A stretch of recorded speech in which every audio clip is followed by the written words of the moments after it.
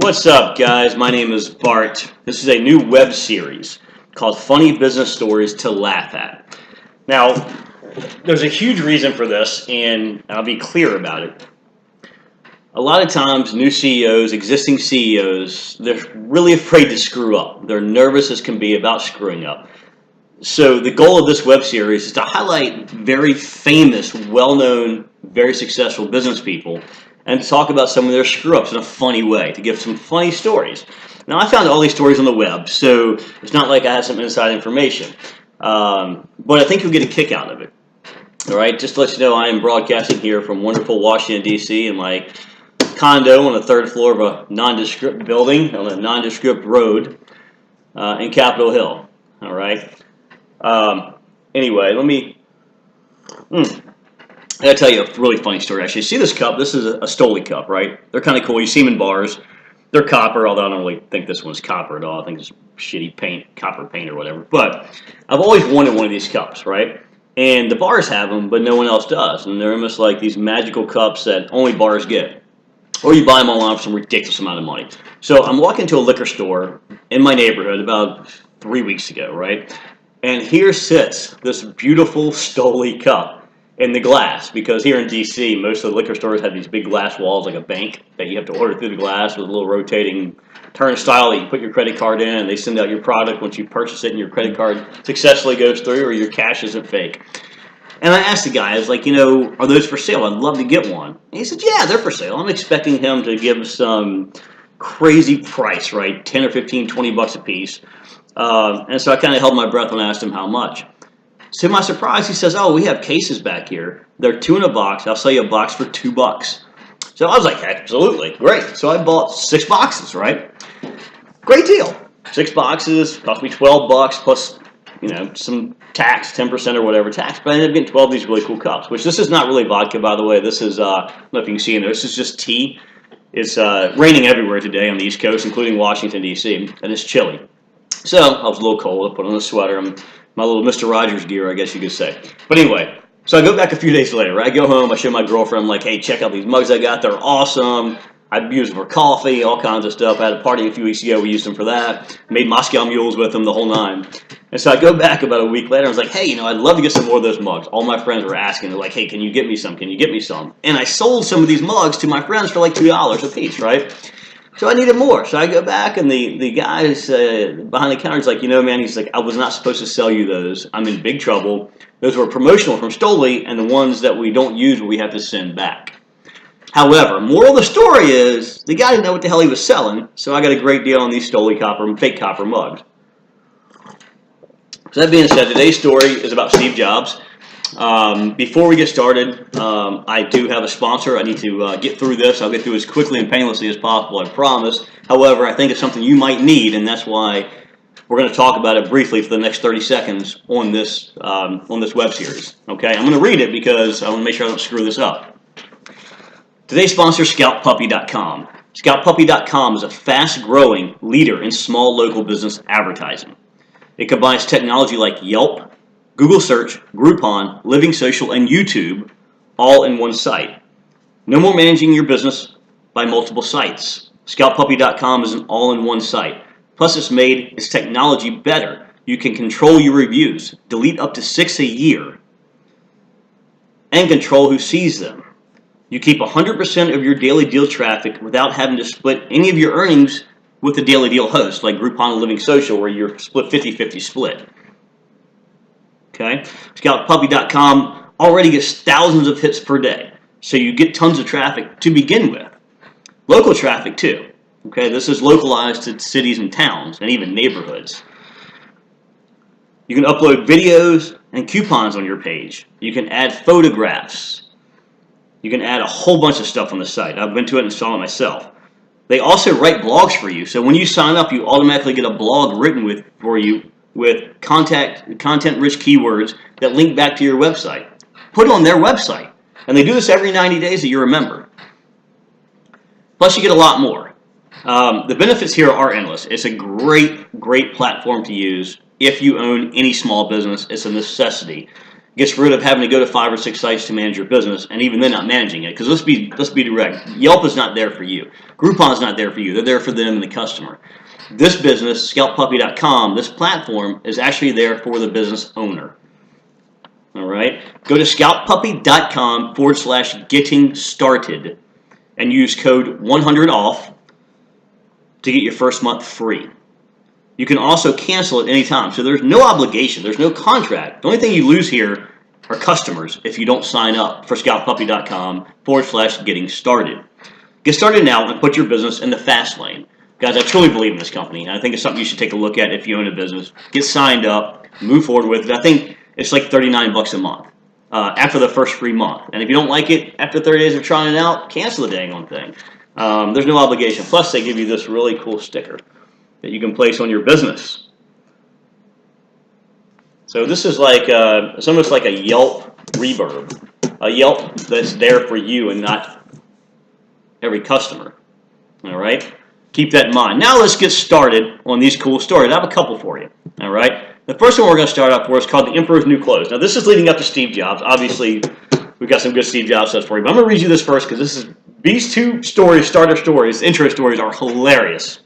All right. The Emperor's New Clothes. This is about following the crowd, confidence, trickery, fear of embarrassment, bystanding, courage, scrutiny, questioning, and mob rule. After I have some more tea from my Stoli mug. The story begins. A pompous king is persuaded by a mischievous tailor that a magnificent and extremely expensive suit they have produced for him can only be seen by clever people. In fact, there's no suit at all. So when the king wears a suit, the king is actually naked. The king, then the king's couriers, and eventually crowds at the next royal parade are all tricked into agreeing that the king's suit is wondrous, even though the king is naked. Each person does not dare to appear to be stupid. Nobody wants to be the first to question the claim. So an entire population is persuaded to adopt completely false beliefs based on exploiting people's individual pride, fear of embarrassment, and reluctance to be a lone voice of disagreement. The tale ends with the intervention of a small boy, who, unaware of the widely publicized lie of the tailors, loudly pronounces the king to be naked, so exposing the sham. The Emperor's New Clothes was originally written by Danish author and poet Hans Christian Andersen as a part of his famous fairy tales collection, first published in 1837. Moral of the story: don't follow the crowd. If you see something wrong or something not right, speak the hell up, right? I guess. Or don't. Whatever. Seems to me like sometimes following the crowd may be a little easier. But hey, whatever. I'm going to bounce around to one more story before we get to Steve Jobs. This one's even funnier. Okay, this is called 6 Business Morals and Ethics Really Funny. Okay, and this is pretty funny. Lesson 1. Then we're going to keep doing these throughout each web series. I'm going to add some more of these stories because, they're hilarious, right? The naked wife. A man is getting into the shower just as his wife is finishing up her shower when the doorbell rings. Ding dong, right? Sometimes it's a good ding dong, sometimes it's a bad ding dong. You'll see where I'm going with this in a second. The wife quickly wraps herself in a towel and runs downstairs. When she opens the door, there stands Bob, the next door neighbor. Before she says a word, Bob says, "Look, I'll give you $800 to drop that towel." After thinking for a moment, the woman drops her towel and stands naked in front of Bob. After a few seconds, Bob hands her $800 and leaves. The woman wraps back up in the towel and goes back upstairs. When she gets to the bathroom, her husband asks, "Who was that?" "It was Bob, the next door neighbor," she replies. "Great," the husband says. "Did he say anything about the $800 he owes me?" Wow, what a wife, huh? The moral of the story. Let's get to that so we can get to Steve Jobs. If you share critical information pertaining to credit and risk with your shareholders in time, you may be in a position to prevent avoidable exposure. Ding dong, ding dong, ding dong. All right, now let's get here to Steve Jobs, another thing that's on my computer. I'm going to go through a couple of these and then we're going to end this segment. I don't want to make it too long. I want you guys to be able to stay attentive and not use a half hour or 20 minutes of your time. All right, plus I have to get back to my tea. This is called No Showers and No Shoes. All right. Some of you might actually know this tale because it's kind of widely known, but the next two you won't. Or at least most of you won't. You may. Maybe you're like super smart and I know what I'm talking about, but who knows? This is on the internet, so it's got to be true, right? When Jobs worked at game maker Atari, he was put on the night shift because of his hygiene. His authorized biographer, Walter Isaacson, recalled in his biography of Steve Jobs that employees didn't want to work with him because he never bathed and would walk around the office in his bare feet. So if you have never walked around the office in your bare feet and been told to work the night shift, you might be doing okay. All right. This one I didn't know, and I doubt a lot of you know this either. It's called License Plates for Losers. Steve Jobs drove a Mercedes SL55 AMG and managed to keep his license plate off it for years due to a loophole in California vehicle law. Anyone in California has a maximum of 6 months after the issuing of a plate number to put the actual license plate on the new car. If you live in California, take your license plate off, right? Jobs changed cars every 6 months to a new, identical model so he could keep the plates off.